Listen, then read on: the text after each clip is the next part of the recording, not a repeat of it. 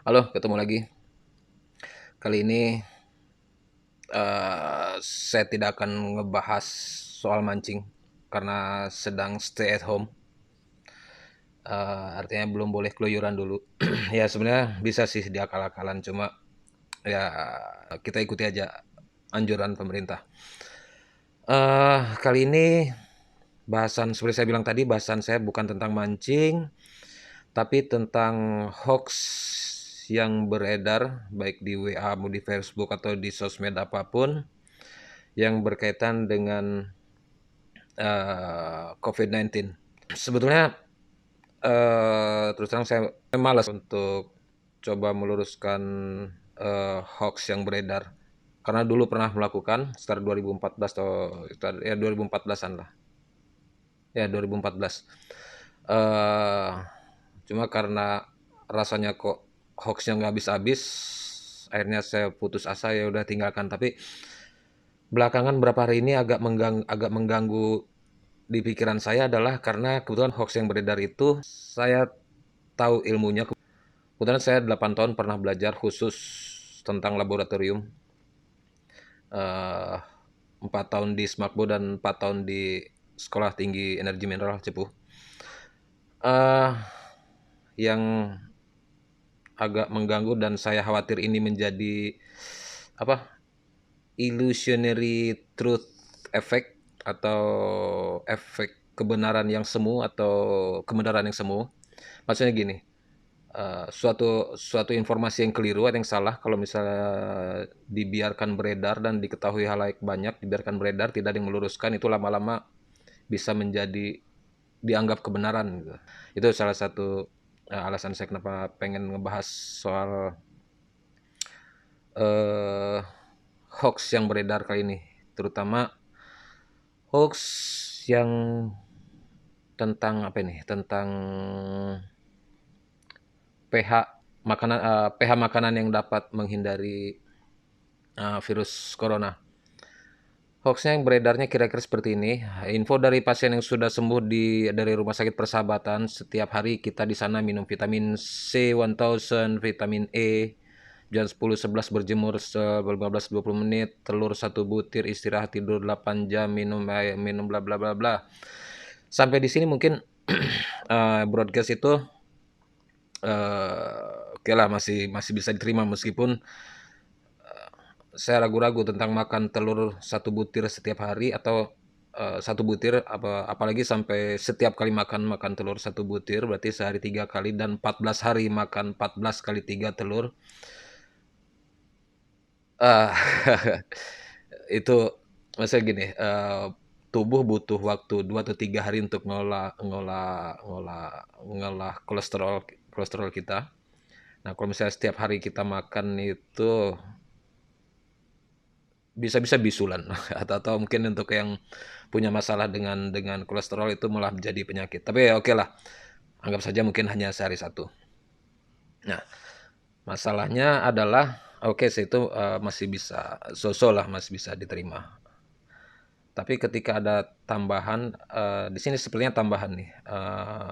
Silahkan di-share, kopas, kemudian info bla bla bla. Di sini mulai mulai keliru. Mulai clearnya gini, redaksinya gini.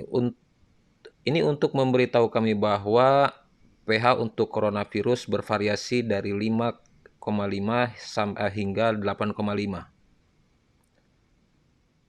Kata kunci yang menjadi yang kemudian mengganjal di pikiran saya adalah pH virus. Sejak kapan virus ada pH-nya? Sejak kapan virus diukur pH-nya? Ya, mungkin ilmu saya belum sampai, tapi sedangkal pengetahuan saya, ya virus tuh nggak punya pH. Kita bayangkan ukurannya. Virus itu ukurannya di ranah nano. Nano itu per miliar. Per miliar tuh artinya kalau 1 nanometer berarti seper 1 miliar meter. Eh, Kalau nggak salah virus corona ini saya pernah baca kemarin sekitar 10 sampai 100. Anggaplah 10 nanometer ya. Berarti 10 per miliar meter. Nah, seperti apa ukuran 10 nanometer tuh? Saya asumsikan gini. tahu rambut kan ya kita. Nah, kita bisa tahu pegang satu helai rambut itu. Rambut itu rata-rata ukurannya antara 50 sampai 100, 50 sampai 40, atau mungkin ada beberapa mungkin yang 100 ya, tergantung ini. Tapi anggaplah 10 rambut itu ukuran 10 mikrometer. 10 mikrometer. Jadi untuk sampai ke nanometer itu dibagi 1000. Jadi ukuran virus itu kira-kira sehelai rambut dibagi, satu helai rambut dibagi 1000, dibelah menjadi 1000. Itulah ukuran virus. Nah, kebayangkan ya, ukuran virus yang 10 nanometer tuh kira-kira seperti apa? Kira-kira selembar rambut dibelah menjadi 1000, itulah ukuran virus corona.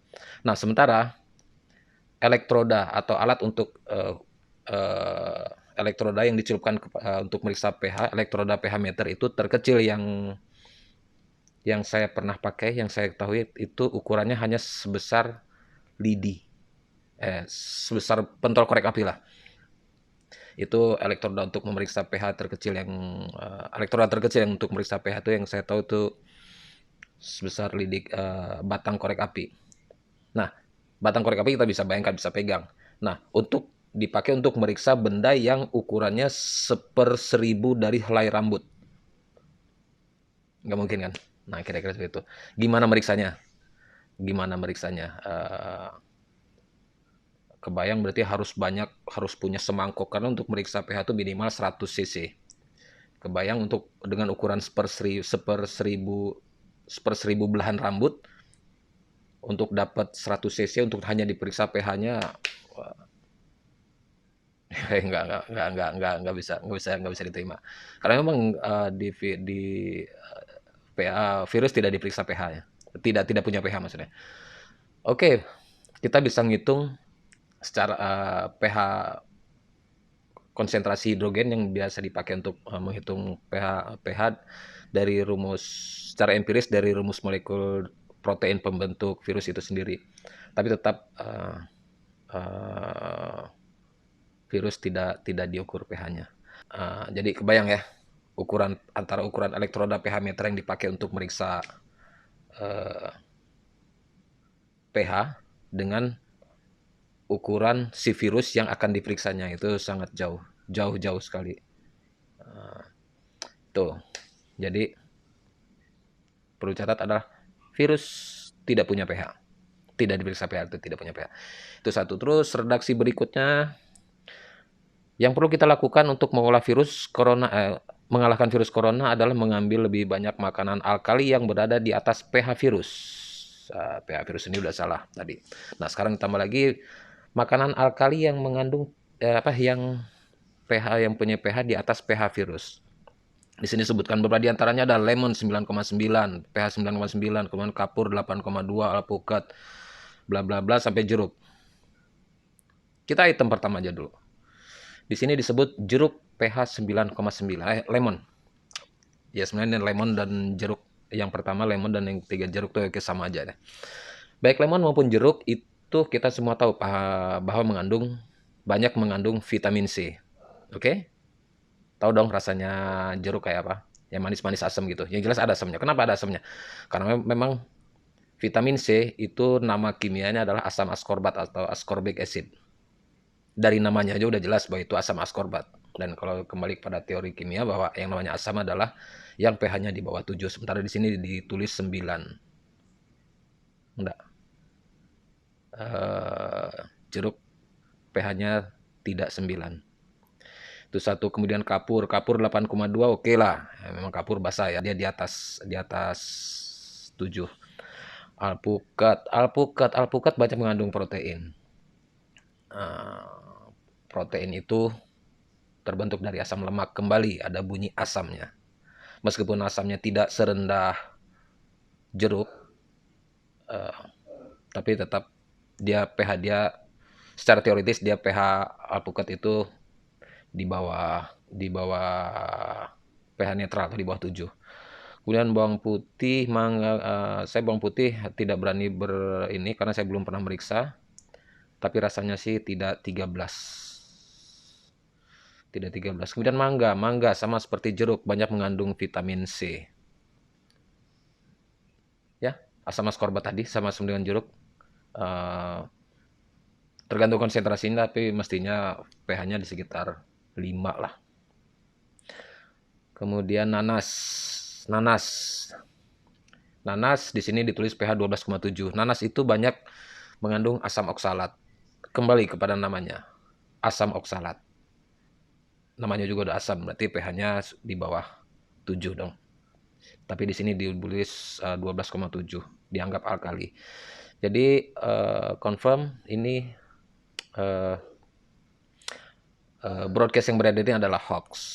Jadi kalau memang dapat lagi broadcast seperti ini, biasanya hoax seperti ini berputar-putar terus, juga dari kita ke keluarga, keluarga ke teman, bla bla, ntar ujung-ujung balik ke kita lagi. Itulah yang terjadi di saya. Kenapa saya merasa harus membuat ini, karena sehari ini aja saya terima 3 hoax yang seperti ini. Jadi itulah kenapa saya mesti saya bahas. Jadi fake bahwa broadcast tentang pH virus dan pH makanan yang untuk menghindari virus corona itu adalah hoax.